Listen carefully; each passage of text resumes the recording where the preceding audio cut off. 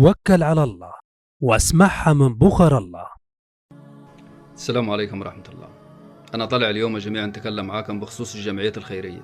الجمعية الخيرية هذه مديورة للغلبان والمحتاج واللي ظروفه صعبة، مش مديورة للقرايب والأخوة والهل والأصحاب. الجمعيات الخيرية اللي فلوسها جايات من برا هذاني ولا جايات من جوا، جايات عشان تحطن مطرحها وتدور على الغلبان وين وتعطيه، مش يجيك يشكلك ظروفه ويبكي قدامك وللأسف بعد هذا كله تمشي له بعد شهرين ثلاثة تصب له دار في بيت ولا تجيب له شوية بوس وتسقف بيته. الفلوس هذين جايين من برا عشان خاطر الغلبان هذا، مش جايين عشان خاطرك ولا عشان صاحبك.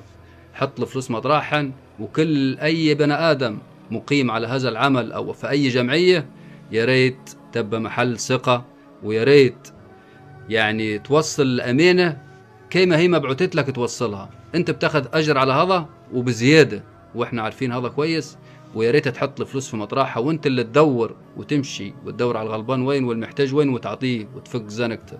الفلوس هذين جايات من برا عشان خاطره مش عشان خاطرك. سلام.